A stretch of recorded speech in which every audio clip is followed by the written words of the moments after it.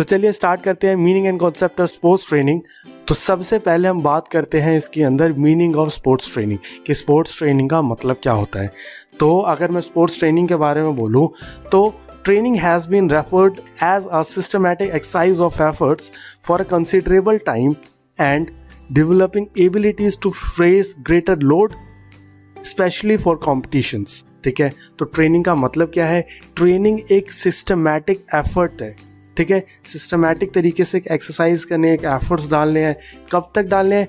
For a considerable time, एक fixed time के लिए। ठीक है, इस डालने से क्या होगा? इससे हम अपनी एबिलिटीज़ को डेवलप करेंगे ताकि हम फेस कर पाए ग्रेटर लोड्स को।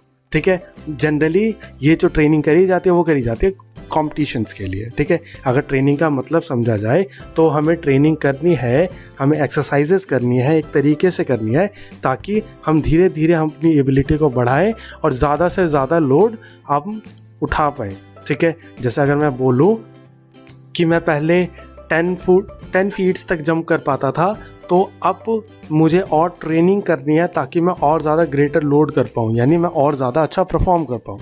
ठीक है, और ये स्पेशली ट्रेनिंग जो करी जाती है वो कॉम्पिटिशन्स के लिए करी जाती है।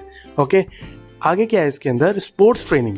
अब ये तो था केवल ट्रेनिंग के बारे में। अगर मैं स्पोर्ट्स ट्रेनिंग बोलूँ, sports training mean to adapt to a particular stressor through controlled exercises which helps athletes body to adapt a greater load. The process is called training। ठीक है, स्पोर्ट्स ट्रेनिंग का अगर मतलब बताऊं तो स्पोर्ट्स ट्रेनिंग क्या है कि अपने ऊपर ऐसा स्ट्रेस डालना ताकि हमारी बॉडी जो है वो अडेप्ट करे।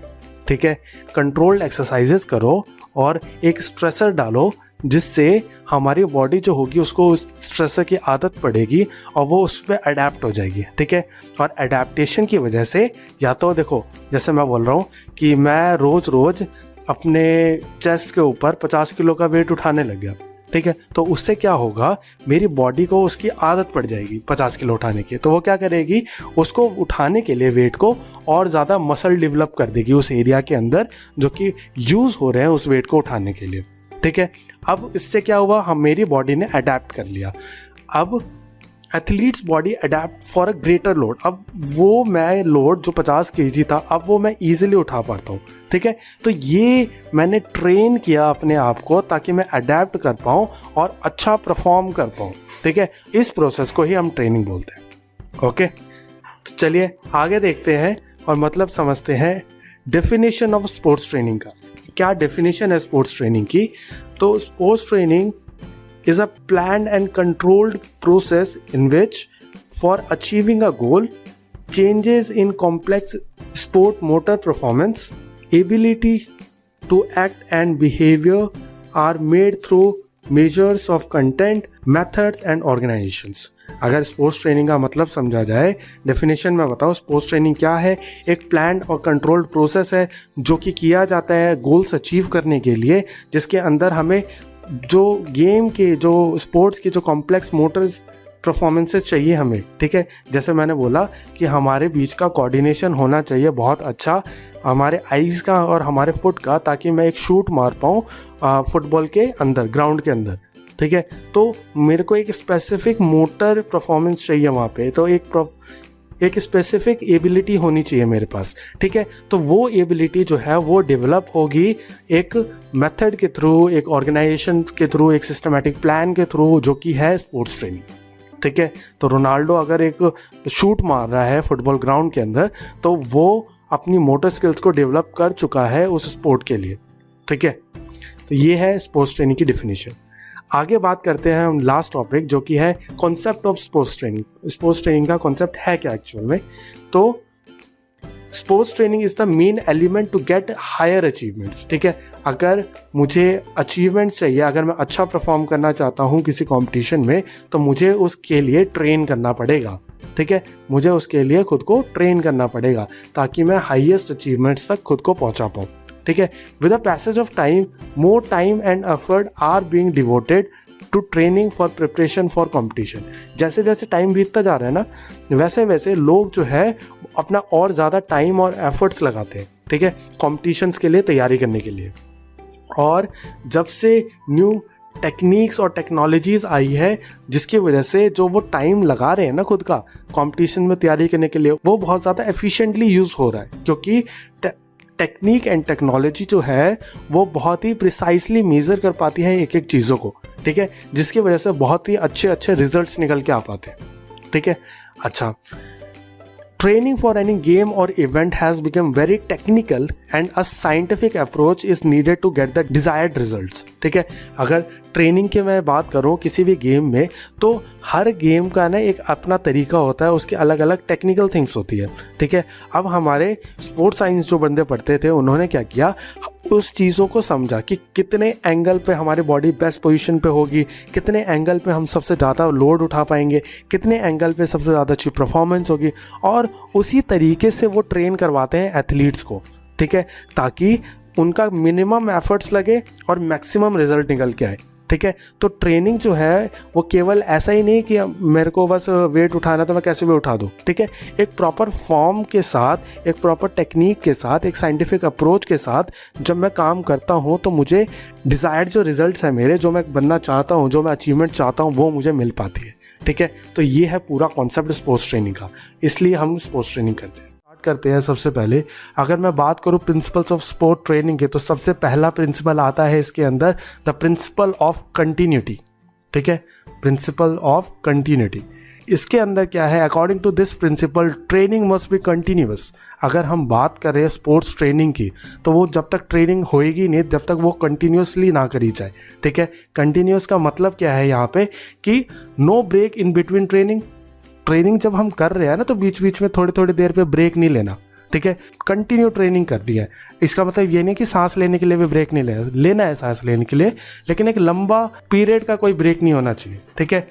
नेक्स्ट है इसके अंदर, no long period in activity, यानी कोई लंबे टाइम तक का गैप मत डाल दो। आज ट्रेनिंग किया, 10 दिन बाद ट्रेनिंग किया, फिर 20 दिन बाद ट्रेनिंग किया, ऐसा नहीं। ट्रेनिंग करनी है तो कंटिन्यूटी होनी चाहिए, कि एक तो मैं रोज़ ट्रेनिंग करता हूँ और ट्रेनिंग के बीच बीच में भी गैप नहीं लेता, एक पूरी ट्रेनिंग करता हूँ फिर ख़त्म करता हूँ, ठीक है।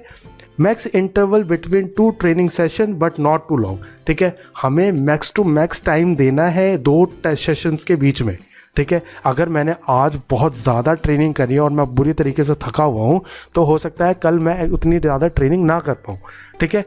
हो सकता है कल मैं ब्रेक लूँ। तो जब तक मैं प्रॉपरली रिकवर्ड ना हो जाऊँ तब तक मुझे दोबारा ट्रेनिंग करने के बारे में नहीं सोचना चाहिए, ठीक है।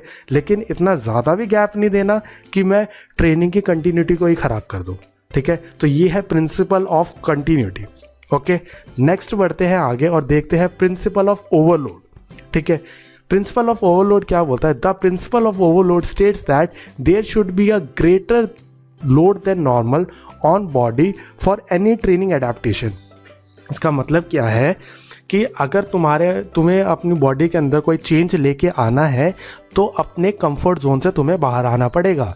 जितना तुम नॉर्मल लोड उठा सकते हो उससे ज़्यादा उठाओ, उससे ज़्यादा एफर्ट डालो, ठीक है। मैंने बोला अगर एक पर्सन, मान लो एक कराटे का या एक टाइकोंडो का पर्सन है, मैंने बोला अगर 1 मिनट में तुम 100 किक मारते हो तो अब तुम्हें 1 मिनट में 120 मारनी है। तो जब तुम लोड ज़्यादा डालोगे, एफर्ट ज़्यादा डालोगे, तब तुम्हारी बॉडी अडेप्ट करेगी और अपने अंदर ऐसे चेंजेस लाएगी कि मैं वो टास्क भी ईजिली कर पाऊँ, ठीक है। अच्छा, प्रिंसिपल ऑफ ओवरलोड के अंदर एक चीज़ हमें समझनी है क्या, जो इंक्रीज़ करना है हमें लोड, ठीक है, वो ग्रेजुअल इंक्रीज़ होना चाहिए।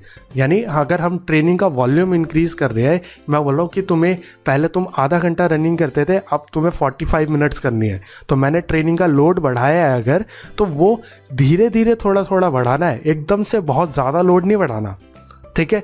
यानी मैं बोल रहा हूँ टाइम टू टाइम, मैं धीरे धीरे ग्रेजुअली धीरे धीरे मैं लोड बढ़ाता चला जाऊंगा, ठीक है। फिर मेरी जब बॉडी उसको अडेप्ट कर लेगी, फिर मैं और दोबारा से फिर और लोड बढ़ाऊंगा, ठीक है। सेकंड क्या है, not to increase load unless it is adapted by the body, ठीक है।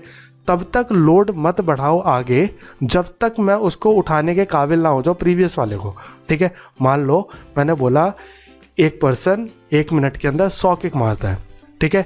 अब मैंने उसको टारगेट दिया 120 का।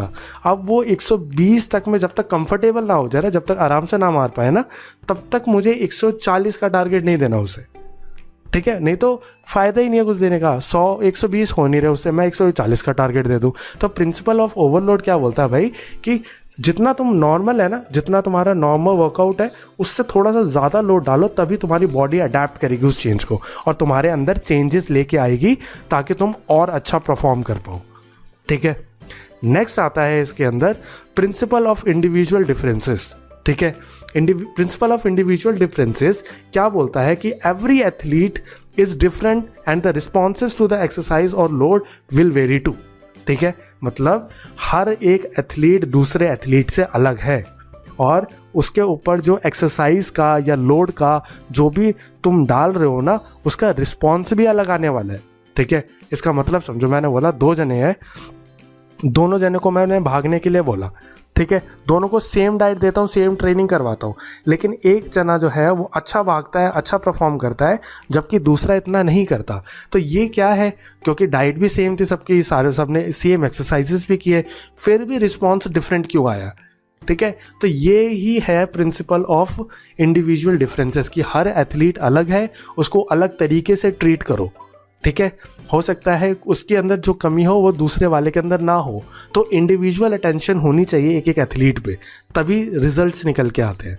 ठीक है, अच्छा, हमें जब भी ट्रेनिंग पैटर्न बनाना है ना अलग अलग एथलीट्स के लिए, तो किन बातों का ध्यान रखना है, हमें ध्यान रखना है क्या, large muscles heal slower than smaller muscles. ठीक है, हमारी जो बड़ी बड़ी मसल्स है जैसे क्वाड्रिसेप्स मसल्स, ठीक है, हमारी बैक की मसल्स, ठीक है, उनको टाइम लगता है ज़्यादा हील होने में बजाय कि स्मॉलर मसल जैसे हमारी फोर आर्म की मसल होगी, ठीक है, वो जल्दी हील हो जाएंगे, जल्दी रिकवर कर जाएंगे बजाय कि लार्ज मसल के। सेकंड है fast twitch muscle fibre recover quicker than slow twitch muscle fibres. ठीक है, जो फास्ट ट्विच फाइबर्स होते हैं वो जल्दी रिकवर करते हैं स्लो ट्विच फाइबर से। अभी बहुत ज़्यादा डिटेल में नहीं जाएंगे कि फास्ट ट्विच फाइबर्स क्या होते हैं, स्लो ट्विच फाइबर्स क्या होते हैं, क्योंकि ये पूरा अलग कॉन्सेप्ट है, उसको समझाने में बहुत ज़्यादा टाइम लग जाएगा। ठीक है, नेक्स्ट है इसके अंदर फास्ट और explosive movement require more time to recover than slower one. ठीक है, अगर मुझे जहाँ पे एकदम से पावर लगानी पड़ रही है उसको रिकवर करने में, उसके लिए पूरी तरीके से रिकवर होने में मुझे ज़्यादा टाइम लगता है बजाय कि स्लोअर। ठीक है, मैंने बोला एक क्या करना है, तुम्हें एक वेट उठाना है, 100 किलो का डेडलिफ्ट करना है। ठीक है, तो डेडलिफ्ट करने में तुमने जितना टाइम चाहिए रिकवर करने के लिए, उससे ज़्यादा टाइम चाहिए होगा तुम्हें क्लीन एंड जर्क के लिए। ठीक है, नेक्स्ट बढ़ते हैं आगे और देखते हैं principle of general and specific preparation. ठीक है, जनरल प्रिपरेशन है और स्पेसिफिक प्रिपरेशन के बारे में। तो according to this principle the improvement in athletes performance both the general and specific preparation are equally significant. ठीक है, अगर मैं मतलब समझाऊं जनरल और स्पेसिफिक प्रिपरेशन का, तो जनरल प्रिपरेशन क्या होती है, जो कि हर स्पोर्ट के अंदर लगभग सेम ही होता है। जैसे मैंने बोला कि कोई सा भी गेम खेलना हो, कोई से भी आउटडोर गेम होगा, तो मोस्टली उसके अंदर तुम्हें स्टेमिना तो चाहिए ही चाहिए। ठीक है, मैं बोला मोस्टली उसके लिए तुम्हें बॉडी फ्लेक्सिबल तो चाहिए ही चाहिए। ठीक है, तो जब ऐसी चीज़ें मैं बोल रहा हूँ तो ये होती है जनरल प्रिपरेशंस। ठीक है, सेकंड आता है इसके अंदर स्पेसिफिक प्रिपरेशन, जो कि होती है पर्टिकुलर उस गेम के लिए, उस स्पोर्ट के लिए जो मुझे स्किल रिक्वायर्ड है उसके लिए, उसकी बात। तो अगर मुझे ओवरऑल एथलीट की परफॉर्मेंस बढ़ानी है तो मुझे ध्यान देना पड़ेगा उसकी जनरल परफॉर्मेंस पे भी, उसकी जनरल प्रिपरेशन भी करवानी पड़ेगी और साथ ही साथ करवानी पड़ेगी मुझे उसकी स्पेसिफिक प्रिपरेशन। ठीक है, अगर मान लो एक क्रिकेटर का प्लेयर है तो मैं उसकी जनरल फिटनेस भी करवाऊंगा कि हाँ भाई जिम में जाओ और वेट उठाओ, क्योंकि क्रिकेट के फील्ड में उसको वेट ट्रेनिंग तो करनी नहीं है, जिम में तो एक्सरसाइज जो होगी वो तो क्रिकेट के फील्ड में करेगा नहीं, लेकिन फिर भी मैंने उसे बोला जाओ जिम में जाके एक्सरसाइज करो। ठीक है, तो ये है जनरल प्रिपरेशन, लेकिन मैं उसको स्पेसिफिक प्रिपरेशन भी करवाऊंगा। मैं उसको बोलूँगा क्रिकेट के अंदर जो तुम्हें खेलते हो, जैसे तुम बैटिंग करते हो तो बैटिंग की प्रैक्टिस करो। ठीक है, तो ये होगी उसकी स्पेसिफिक प्रिपरेशन। अच्छा, जो जनरल प्रिपरेशन है वो इंक्रीज करती है हमारी functional capacity of the whole body and organ. ठीक है, जनरल प्रिपरेशन जो होगी वो हमारी बॉडी की कैपेसिटी बढ़ाएगी, और जब स्पेसिफिक प्रिपरेशन करूँगा मैं तो वो क्या करेगी, वो एथलीट को है ना डायरेक्टली जो उसके स्पोर्ट्स है उसके साथ कनेक्ट करने में हेल्प करेगी। ठीक है, वो उसी सिस्टम पे फोकस करेगी ज़्यादा, उन्हीं ऑर्गन्स पे फोकस करेगी ज़्यादा जो तुम्हारे गेम के अंदर, जो तुम्हारे स्पोर्ट के अंदर रिक्वायर्ड है। ओके, तो ये था the principle of general and specific preparation. आगे बढ़ते हैं और देखते हैं हम द प्रिंसिपल ऑफ प्रोग्रेशन। ठीक है, तो प्रिंसिपल ऑफ प्रोग्रेशन क्या बोलता है? The overload should not be increase too rapidly. ठीक है, प्रोग्रेशन का मतलब क्या है? धीरे धीरे प्रोग्रेस करना। ठीक है, तो हमें जो ओवरलोड कर रहे हैं हम ट्रेनिंग को, जो हम धीरे धीरे बढ़ा रहे हैं, वो कभी भी एकदम से नहीं होना चाहिए या बहुत ज़्यादा नहीं होना चाहिए। ठीक है, उसके लिए हमें उसको टाइम देना है और ग्रेजुअली इंक्रीज करना है। ठीक है, जब वो अडेप्ट कर लेगा उस चेंज को, फिर मैं उसको बढ़ाऊंगा। ठीक है, तो सबसे पहले क्या आता है, किन बातों का ध्यान रखना है हमें? Gradual increase in the training load, जो ट्रेनिंग लोड है उसको धीरे धीरे बढ़ाओ। Second, progression with proper test and recovery. जब तुम्हें प्रोग्रेस करना है, यानी अब मैं उसका लोड बढ़ाने वाला हूँ, तो मैं देखूंगा क्या वो प्रॉपर रिकवर्ड स्टेट में है कि नहीं है। ठीक है, अगर वो पूरी तरीके से रिकवर्ड है तभी मैं उसको आगे उसके लिए और ट्रेनिंग का लोड बढ़ाऊंगा। ठीक है, अगर मैं एकदम से इंक्रीज कर दूंगा उसका ट्रेनिंग का लोड, तो क्या होगा? वो इंजरीज लेके आएगा और कुछ नहीं लेके आएगा। ठीक है, या अगर मैं प्रोग्रेशन ना करूँ, प्रॉपर रेस्ट ना दूँ, तो क्या होगी? उसकी मसल जो होगी वो एग्जॉशन में जाएगी, थक जाएगी और फर्दर उसको इंजरीज होने का खतरा रहेगा। ठीक है, ये बात हमें समझनी पड़ेगी। अगर आप एक एथलीट हो तो आपको इतना समझ होना चाहिए। अगर जैसे कई सारे बच्चे जो वीडियो देख रहे होंगे, कुछ ना कुछ गेम खेलते होंगे वो, ठीक है, तो हमेशा ये बात समझो, जो रिकवरी का टाइम है ना, वो वेस्ट नहीं है। उसमें तुम रिकवर कर रहे हो ताकि तुम और अच्छा परफॉर्म कर पाओ। तो अपने आप को बहुत ज़्यादा क्या बोलूँ, पेन के अंदर रखने का कोई फ़ायदा नहीं है। ठीक है, प्रॉपर रिकवर होगे तब तुम और अच्छा खेल पाओगे। ओके, नेक्स्ट बढ़ते हैं हम आगे, द प्रिंसिपल ऑफ स्पेसिफिसिटी। ठीक है, the principal states that exercising a certain component of the body primarily develop that part. ये थोड़ा सा टाइपोग्राफिकल एरर हो गया। ठीक है, तो मैंने क्या बोला कि जो भी हम एक्सरसाइज कर रहे हैं ना, अगर हम स्पेसिफिक पार्ट की एक्सरसाइज कर रहे हैं तो वही चीज़ डेवलप होगी। ठीक है, अगर मैं लेग की ट्रेनिंग कर रहा हूँ तो मेरे लेग्स ही डेवलप होंगे, ऐसा नहीं होगा कि मेरे बाइसेप बन जाएंगे फिर। ठीक है, अगर मैं क्रिकेट की प्रैक्टिस कर रहा हूँ तो मैं क्रिकेट में अच्छा होऊंगा, मैं बास्केटबॉल में अच्छा नहीं हो जाऊँगा। ठीक है, अच्छा, to develop a particular skill you must perform that skill. ठीक है, सबसे मेन चीज़ क्या है? अगर तुम्हें किसी पर्टिकुलर स्किल के अंदर अच्छा होना है ना, तो उस स्किल को करो।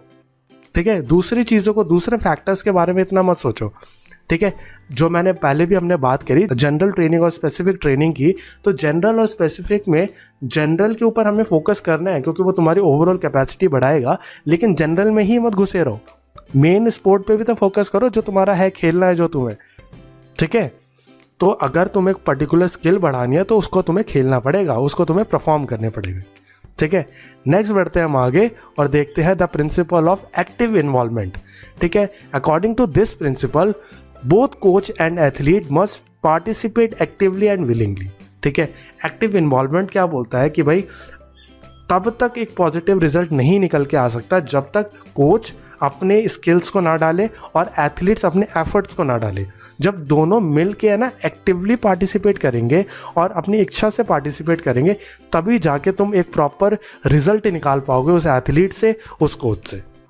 ठीक है, the performance depend on the mutual efforts of athlete and coach. ठीक है, मेन बात याद रखने वाली यही है कि अगर एक्टिव इन्वॉल्वमेंट के बारे में बात करूं तो जब तक परफॉर्मेंस है, जो भी परफॉर्मेंस है, वो सारी की सारी डिपेंड करती है म्यूचुअल एफर्ट पे। जितना एफर्ट एथलीट डाल रहा है उतना ही कोच को भी डालना पड़ेगा, और जितना एफर्ट कोच डाल रहा है उतना ही एथलीट को भी डालना पड़ेगा। ठीक है, नेक्स्ट बढ़ते हैं हम आगे, देखते हैं द प्रिंसिपल ऑफ वैरायटी। ठीक है, द प्रिंसिपल ऑफ वैरायटी क्या बोलता है? As per this principle the training programme should be changed time to time to maintain interest and motivation of both athlete and coach. ठीक है, अगर मान लो मैं तुम्हें सेम चीज़ रोज़ रोज़ रोज़ रोज़ 10 साल 20 साल तक देता रहूँगा तो तुम क्या होगे? बोर हो जाओगे ना, उससे करना भी नहीं पसंद आएगा, ना वो मोटिवेशन आएगा। तो हमें ट्रेनिंग प्रोग्राम जो बनाना है ना, वो टाइम टू टाइम हमें अपडेट करना है। ठीक है, उसके अंदर कुछ नई चेंजेस लेके आओ, उसके अंदर कुछ अलग तरीके से करो उसको। ठीक है। अगर मैं बोल रहा हूँ जैसे मान लो क्रिकेट की हमें प्रैक्टिस कर रहे हैं या मैं स्ट्राइकिंग की प्रैक्टिस कर रहा हूँ बैट से, तो अगर मैं हिट करता हूँ बॉल को तो केवल हिटिंग की प्रैक्टिस करता रहूँगा तब तो मैं परेशान हो जाऊँगा, नेट में हिट ही करता रहता हूँ, ठीक है, मैं बोर ही हो जाऊँगा उस चीज़ से। तो मुझे उसके अंदर वैरायटी लानी पड़ेगी। एक डांसर है, अगर सेम डांस स्टेप परफॉर्म करता रहेगा तो वो भी तो थकेगा ना, वो भी मोटिवेशन कहाँ आएगा उसके लिए। तो जब वो नए नए डांस स्टेप सीखेगा, नए नए वैरायटी लाएगा, तब उसको और मन करेगा एथलीट का करने का, ठीक है, वो और एक्टिव इन्वॉल्वमेंट दिखाएगा, ठीक है। तो वैरायटी जो है वो बहुत ज़्यादा ज़रूरी है ताकि एक्टिव रहे एथलीट भी और मोटिवेटेड रहे कोच भी, ठीक है। अच्छा, अब वैरायटी लाने के लिए क्या कर सकते हैं, या तो मैं चेंज कर दूं नेचर ऑफ एक्सरसाइज बदल दूं, ठीक है, कोई और एक्सरसाइज सिखा दूं उसको, या तो मैं चेंज कर दूं उसका time of the day of the session, कि जिस टाइम में मैं सुबह ट्रेनिंग कराता अब सुबह नहीं, अब मैं शाम में करा रहा हूँ, या तो मैं चेंज कर दूं उसका इन्वायरमेंट या ग्रुप, ठीक है, पहले जिन लोगों के साथ करते थे अब उसका ग्रुप चेंज करते, अब किसी और लोगों के साथ करवा रहा हूँ, ठीक है। हमेशा देखना, अगर जब मान लो कोई भी एथलीट है, जब वो अपने होम ग्राउंड से दूसरी जगह जाता है ना, तो उस इन्वायरमेंट में ना परफॉर्म करने के लिए और ज़्यादा उतावला रहता है, ठीक है, वो और अच्छा ट्राई करने की कोशिश करेगा, ठीक है। तो क्या इन्वायरमेंट इफेक्ट करता है? हाँ बिल्कुल करता है, इफेक्ट करता है, बहुत ज़्यादा इफेक्ट करता है, ठीक है। नेक्स्ट आती है बात the principle of warming up and cool down, ठीक है। तो वार्म अप क्या करता है, वार्म अप जो है वो हमारा इंक्रीज़ कर देता है बॉडी टेम्परेचर, हमारा इंक्रीज़ कर देता है हार्ट बीट, हमारा इंक्रीज़ कर देता है ब्लड फ्लो वर्किंग मसल के अंदर, ठीक है। अच्छा, अब ये सब करने का फ़ायदा क्या है, हमें वार्म अप क्यों करना चाहिए?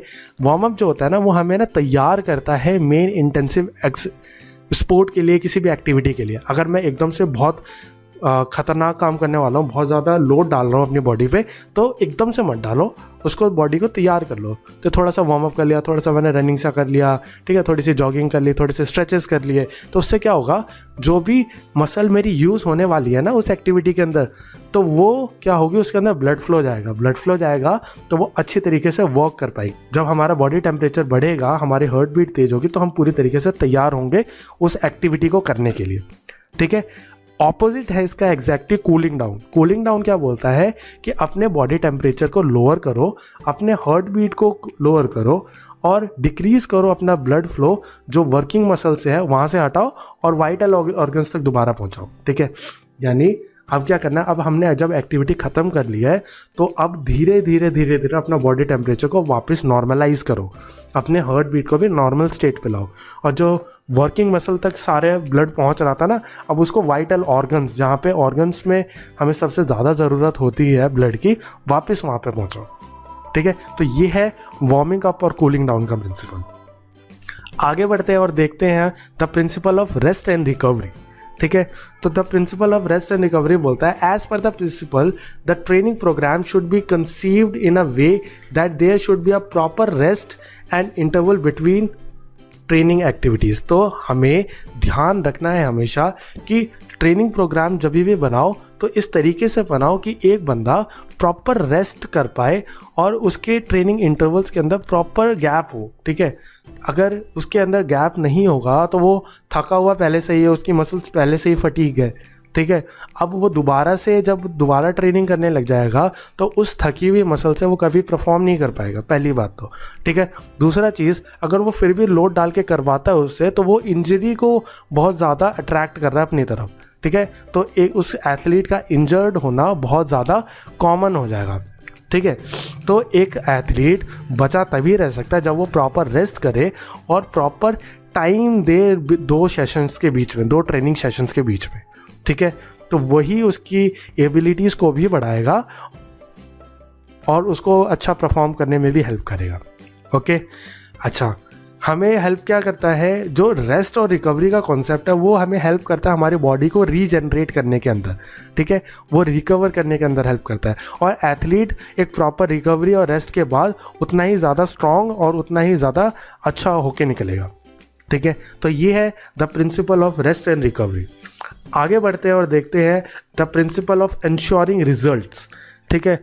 एंश्योरिंग रिजल्ट क्या बोलता है, the principle aims at guarantee good performance and maintaining it for longer period, ठीक है। The principle of ensuring result बोलता है कि भाई जो भी तुम ट्रेनिंग कर रहे हो ना, उसका मेन मुद्दा क्या है, उसका मेन मुद्दा है कि तुम अच्छा परफॉर्म करो।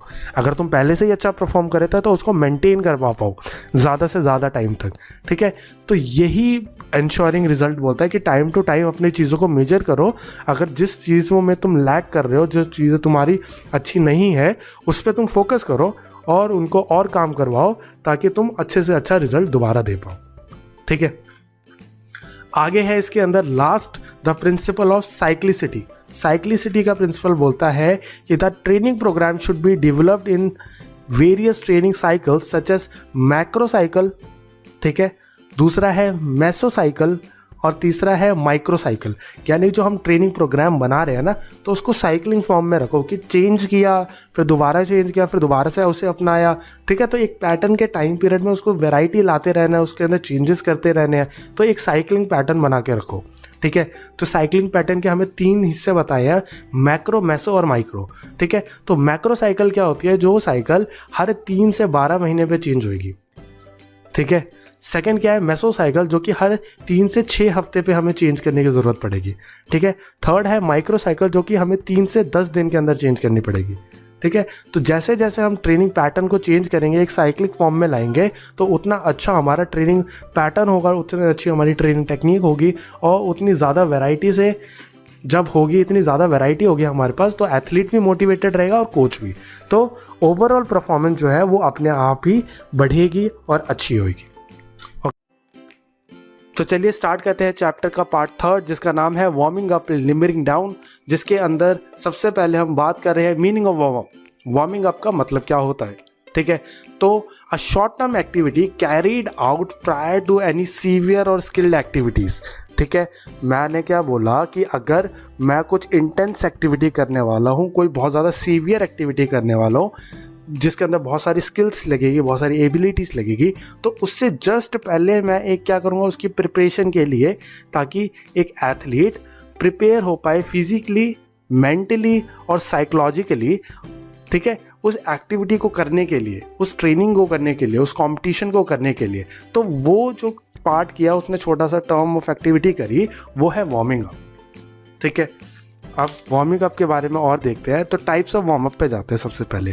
तो वार्म अप के जो टाइप्स है वो है 2, जो कि है पैसिव वार्म अप और सेकंड है एक्टिव वार्म अप्स, ठीक है। पैसिव वार्म अप का मतलब क्या है? पैसिव वार्म अप बोलता है हमें increases body temperature without any physical activity. देखो, वार्मिंग अप का मेन मुद्दा ही है हमारे बॉडी टेम्परेचर को बढ़ाना, हमारे हार्ट बीट को बढ़ाना, ठीक है, हमारे ब्लड सप्लाई को बढ़ाना पूरी बॉडी के अंदर, जो भी वर्किंग मसल है खासकर उनके पास। लेकिन अगर मैं बात कर रहा हूँ पैसिव वार्म अप्स की, ठीक है, तो पैसिव वार्म अप का मतलब क्या है कि भाई तुम्हारा बॉडी टेम्परेचर तो बढ़ रहा है, लेकिन तुम्हें कोई उसके लिए फिजिकल एक्टिविटी करने की ज़रूरत नहीं है, ठीक है। नॉर्मली अगर मुझे बॉडी टेम्परेचर बढ़ाना है तो मैं क्या करूँगा? हल्की सी रनिंग करूँगा, तो धीरे धीरे क्या होगा, मेरी बॉडी गर्म हो जाएगी और मेरे को पसीने वसीने आने लग जाते हैं, ठीक है। जनरल तरीका तो यही है, लेकिन पैसिव वार्म अप्स के अंदर ये नहीं होता। पैसिव वार्म अप के अंदर क्या बोलता है, भाई तुम्हें कोई फिजिकल एक्टिविटी करने की ज़रूरत नहीं है, लेकिन फिर भी तुम्हारा बॉडी टेम्परेचर बढ़ जाएगा, ठीक है। अच्छा, अब कैसे बढ़ेगा? It can be done by wearing more clothes, massages, hot water bath, stems etcetera, ठीक है। या तो और ज़्यादा कपड़े पहन लो, या तो मसाज करवाओ, ठीक है। मसाज से क्या होता है, ब्लड सर्कुलेशन अच्छा होता है बहुत ज़्यादा, ठीक है, बॉडी भी वार्म हो जाती है।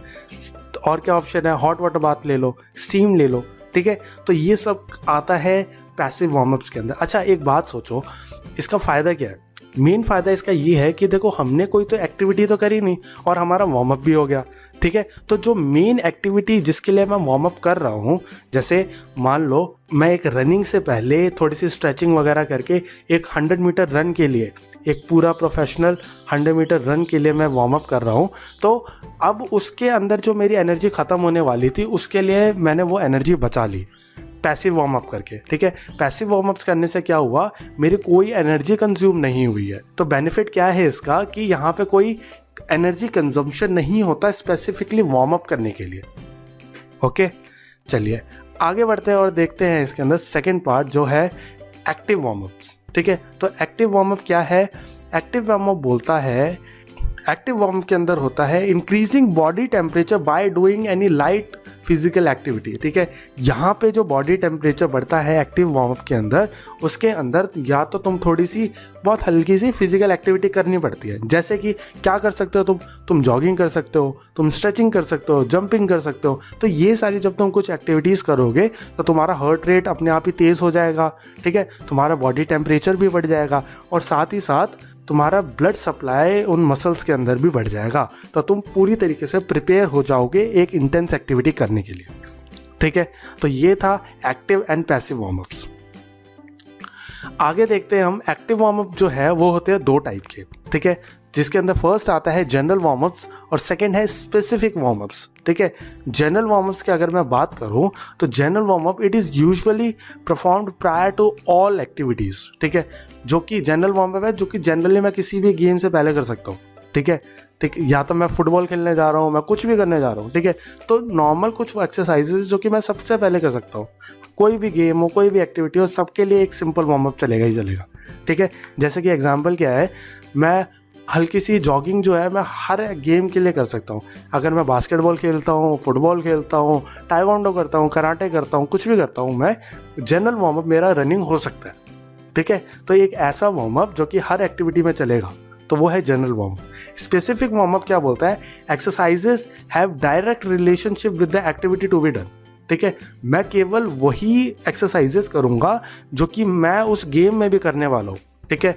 अगर मैं बोलूँ क्रिकेट का वार्म अप कर रहा हूँ तो मैंने बैट स्विंग करके देखा, मैंने बॉलिंग करने से पहले बॉल की एक्शन करके देखते हैं ना बॉलर्स, वो चीज़, ठीक है।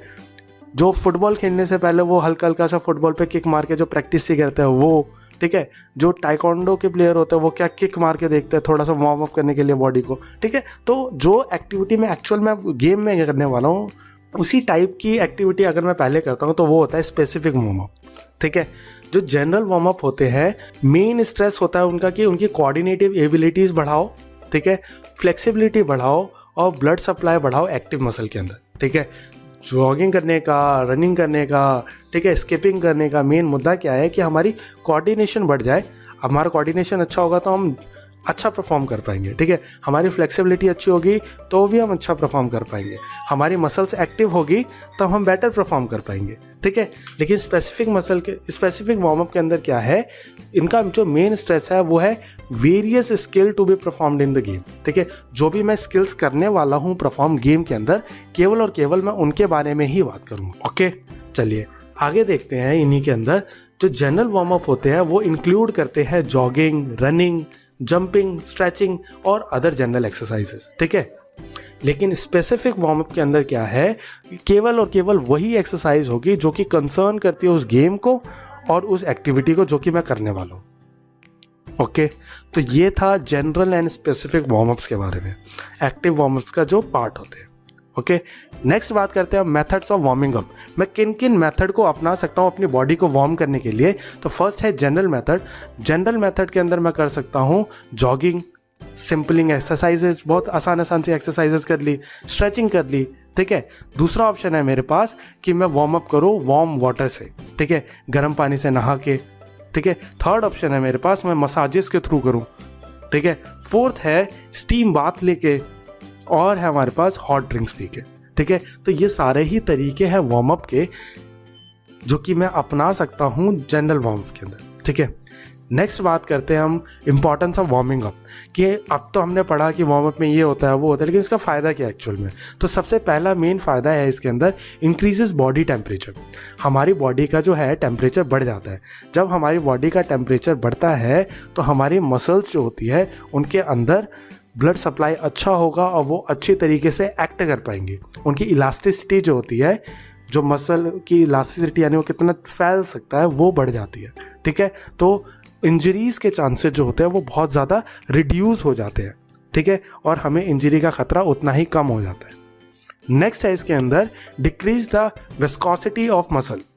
विस्कोसिटी ऑफ मसल का मतलब है कि मसल का जो इकट्ठा हो जाना होता है वो नहीं होता, वो फैल जाती है मसल, ठीक है। फैली हुई मसल जो होगी वो ज़्यादा, उनके अंदर लैक्सिटी ज़्यादा होगी, वो और अच्छा परफॉर्म कर पाएंगे, ठीक है। नेक्स्ट है इसके अंदर इंक्रीज द मेटाबॉलिक रेट, ठीक है। वार्म अप करने का जो मेन फ़ायदा है क्या, मेटाबॉलिक रेट का बढ़ना, जिसका मतलब क्या है कि हमारा एनर्जी लेवल जो होगा वो और ज़्यादा बढ़ जाएगा, जिसकी वजह से हम और ज़्यादा एफर्ट्स डाल पाएंगे उस एक्सरसाइज के अंदर। ठीक है, नेक्स्ट है अवॉइड्स इंजरी। ठीक है, वार्म अप करने से क्या होता है, हमारी ब्लड फ्लो जो होता है वो उतना ही ज़्यादा अच्छा होता है और हमारी मसल जो होती है वो उतनी ज़्यादा लेक्साइल होती है। ठीक है, तो हमें इंजरीज़ के चांसेस जो है वो और ज़्यादा कम हो जाते हैं। ठीक है, वार्म अप करने से हमारा ब्लड फ्लो पहले से पहुंच चुका है, हमारी हार्ट बीट तेज़ है, बॉडी टेम्परेचर बढ़ चुका है, तो इसका फ़ायदा क्या होगा, हमारी इंक्रीज़ हो जाएगी स्पीड, स्ट्रेंथ, फ्लेक्सिबिलिटी और साथ ही साथ हमारी पावर भी। ठीक है, इसी के साथ साथ हमारा न्यूरोमस्कुलर कोऑर्डिनेशन जो है हम उसको पहले से ही प्रिपेयर कर लेते हैं। ओके, ये हमारे रिएक्शन टाइमिंग को, कि मैं कितनी जल्दी रिएक्ट करता हूँ किसी चीज़ के ऊपर, वो उसको भी रिड्यूस कर देगा क्योंकि हमारी मसल पहले से ही एक्टिव है। ओके, और ये हमारी ओवरऑल परफॉर्मेंस को भी बढ़ाएगा। तो ये सारे फ़ायदे हैं वार्मिंग अप करने के। आगे बढ़ते हैं, हम देखते हैं मीनिंग लिम्बरिंग डाउन का। लिम्बरिंग डाउन क्या है, वो जस्ट अपोजिट है वार्म अप का। Limbering down means to gradually bringing the body in the resting position और नियर रेस्टिंग स्टेट। ठीक है, आफ्टर एन इंटेंस एक्टिविटी, किसी भी इंटेंस एक्टिविटी करने के बाद मेरी हार्ट बीट ऑलरेडी तेज होगी, मेरा बॉडी टेम्परेचर हाई होगा, ब्लड फ्लो होगा वो भी बहुत ज़्यादा होगा मसल्स में, तो धीरे धीरे धीरे धीरे उसको नॉर्मल स्टेट पे लाना, रेस्टिंग स्टेट पे लाना, अपने ब्रेथ को कंट्रोल करना, तो वो सब कुछ है लिम्बरिंग डाउन। ठीक है, इसके अंदर क्या होता है, हमारा बॉडी टेम्परेचर जो होगा वो कम होगा, हमारी हार्ट रेट कम होगी, हमारा जो ब्लड सप्लाई है एक्टिव मसल्स में वो कम होगा और वाइटल ऑर्गन्स की तरफ ब्लड सप्लाई जो होगा वो ज़्यादा हो जाएगा। ठीक है, तो ये है पूरा लिम्बरिंग डाउन, जो कि जस्ट ऑपोजिट है वार्मिंग अप। ठीक है, नेक्स्ट हम इसके अंदर बात करते हैं major muscles to be stretch while limbering down. ठीक है, लिम्बरिंग डाउन करने के लिए हमें कौन कौन सी मसल को स्ट्रेच करना ही करना है, वो है हैमस्ट्रिंग, क्योंकि usually hamstring, pectoralis major, quadriceps और हमारे जो ट्राइसेप और डेल्टॉइड होते हैं ये हर जगह यूज़ होते ही होते हैं मोस्टली एक्टिविटीज़ में। हैमस्ट्रिंग होती है हमारे थाई के पीछे वाली मसल, पेक्टोरलिस मेजर होती है हमारी चेस्ट वाली मसल, क्वाड्रिसेप होती है हमारी थाई के आगे वाली मसल, ट्राइसेप हमें पता है बाइसेप के पीछे वाली मसल, डेल्टॉइड होता है हमारे शोल्डर्स। तो ये सारी मसल मोस्टली हर एक्टिविटी के अंदर इन्वॉल्व होती ही है। तो लिम्बरिंग डाउन के अंदर इसको स्ट्रेच करने से क्या फ़ायदा होगा कि हमारा टेंशन जो होगा इन मसल पे से वो रिड्यूस हो जाएगा और लैक्टेट कलेक्शन नहीं होगा, जिससे हमारी रिकवरी जो होगी वो और फास्ट हो पाएगी।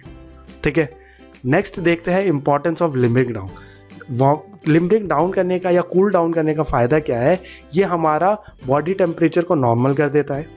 ठीक है, सेकेंड क्या है, ये रिमूव कर देता है हमारी बॉडी से वेस्ट प्रोडक्ट जितने भी है हमारी बॉडी के अंदर। ठीक है, ये हमारी मसल टेंशन को रिड्यूस कर देता है, क्योंकि अभी हमने इतनी इंटेंस एक्सरसाइज करी है, हमारी मसल जो थी वो इंटेंस टेंशन में थी। ठीक है, लिम्बरिंग डाउन से स्ट्रेच करने से क्या होगा, वो सारी टेंशन रिलीज हो जाएगी। ठीक है, नेक्स्ट है reduces the chance of dizziness and fainting. ठीक है, जब हम बहुत इंटेंस एक्टिविटी करके आते हैं तो बहुत ज़्यादा थक जाते हैं, तो वो होता है ना धुंधलापन दिखना या फेंट हो जाना यानी बेहोश हो जाना, तो उसके चांसेस को बहुत ज़्यादा रिड्यूस कर देता है लिम्बरिंग डाउन, क्योंकि वो ब्लड फ्लो को वापस से वाइटल ऑर्गन तक पहुंचा देता है। ठीक है, नेक्स्ट है इसके अंदर bringing heart rate to the normal state. ठीक है, हमारा हार्ट रेट जो इतना तेज़ हो रखा होता है, जो हमारे सांसें जो इतनी ज़्यादा चढ़ी हुई होती है एक्टिविटी करने के बाद, लिम्बरिंग डाउन के अंदर वो जो होगा नॉर्मल स्टेट में आ जाएगा, हमारा ब्लड फ्लो जो होगा वो भी बॉडी के अंदर नॉर्मलाइज हो जाएगा। ठीक है, तो ये सारे ही फ़ायदे थे लिम्बरिंग डाउन के। हमने मतलब देखा वार्मिंग अप का, हमने मतलब देखा लिम्बरिंग डाउन का। ठीक है, दोनों के ही बहुत अपने खुद के इम्पोर्टेंस है। ये प्रिंसिपल्स के अंदर भी आया था, प्रिंसिपल्स ऑफ ट्रेनिंग के अंदर भी आया था कि हमें इनको परफॉर्म करना ही करना है। ठीक है, तो आगे देखते हैं। तो चलिए स्टार्ट करते हैं पार्ट 4, जिसका नाम है स्किल, टेक्निक एंड स्टाइल। तो सबसे पहले मतलब समझते हैं हम स्किल का। स्किल का मतलब क्या है? Skill is an element of performance that enables the performer to do large amount of work with little efforts. ठीक है, यानी अगर स्किल का मतलब समझा जाए तो स्किल क्या है कि अगर मुझे कोई काम करना है और मुझे वो काम आता है तो मैं क्या करूँगा, वो काम बहुत ईजिली कर पाऊँगा बहुत ज़्यादा एफर्ट लगाए बिना। ठीक है, जैसे कि मान लो अगर एक डांसर है, वो डांस करना जानता है, ठीक है। तो वो डांस बहुत ईजिली कर पाएगा, बजाय कि जो लोग नहीं जानते उनको बहुत ज़्यादा एफर्ट्स डालने पड़ेंगे। जैसे कि अंकल होते हैं, वो नाचते हैं तो क्या बहुत ज़ोर लगा के नाचते हैं ना, लेकिन जो कि नॉर्मल डांसर्स होते हैं वो कितनी घंटों घंटों तक नाच लेंगे, फिर भी उतना ज़्यादा फटीग नहीं होंगे। ठीक है। तो स्किल क्या है? स्किल हमें परफॉर्म करना, जो कि लार्ज अमाउंट ऑफ वर्क करना है बहुत कम एफर्ट्स डाल के, तो वो हमारी स्किल्स को रिप्रेजेंट करता है। ठीक है। The apparent visible ease of working muscular work indicates a skilful movement और परफॉर्मेंस। ठीक है। जो स्किल्स होंगे वो एक्चुअल में दिखते हैं। ठीक है। जो डांसर जिस स्किलफुल तरीके से मूवमेंट करेगा और एक नॉर्मल पर्सन करेगा, तो डांसर के स्किल्स दिखेंगे वहाँ पे, उसकी एबिलिटीज़, उसकी जो तरीके से कर रहा है वो ठीक है, वो अलग से ही डिफाइंड होगा।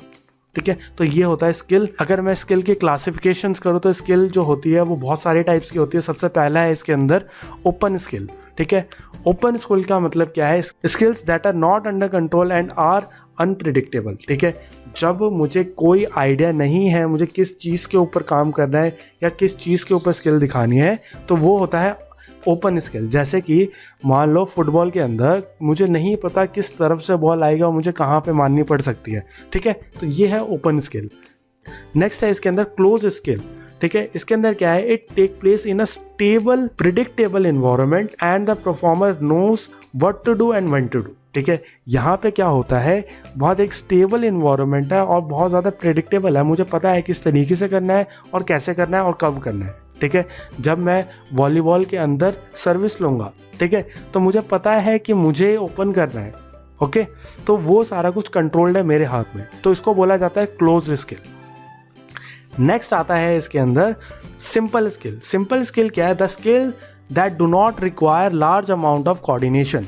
ठीक है। जिसके अंदर हमें बहुत ज़्यादा मेहनत करने की ज़रूरत नहीं है, बहुत ज़्यादा टाइमिंग की ज़रूरत नहीं है, बहुत ज़्यादा डिसीजन मेकिंग की ज़रूरत नहीं है। ठीक है। तो उसको बोलते हैं सिंपल स्किल। ठीक है। जो कि ईजिली हो सकता है कोई काम। ओके। नेक्स्ट है इसके अंदर कॉम्प्लेक्स स्किल, जिसके अंदर बहुत ज़्यादा रिक्वायर है लार्ज अमाउंट ऑफ कोऑर्डिनेशन, यानी हमारे मसल्स का हमारे दिमाग के साथ न्यूरोमस्कुलर कोऑर्डिनेशन, हमारे टाइमिंग, हमारा डिसीजन मेकिंग, ये सारा कुछ डिपेंड करता है कॉम्प्लेक्स स्किल पे। ठीक है। अगर ये बहुत ज़्यादा कॉम्प्लेक्स सिचुएशन हो जाएगी तो कॉम्प्लेक्स स्किल, और बहुत सिंपल तरीके से हो सकती है तो वो सिंपल स्किल। ठीक है। नेक्स्ट बढ़ते हैं आगे। First gross skill. ठीक है। ग्रॉस स्किल क्या होता है? The skill that involve large muscle movement, जिसके अंदर हमारी बहुत बड़ी बड़ी मसल्स की मूवमेंट होने वाली है। ठीक है। वो होता है ग्रॉस स्किल। जैसे कि इसका एग्जांपल है जंपिंग, रनिंग, वॉकिंग। ठीक है। उसके अंदर हमारी सारी मसल्स यूज होने वाली है। सेकंड है इसके अंदर fine skill that require complex precise movement. ठीक है।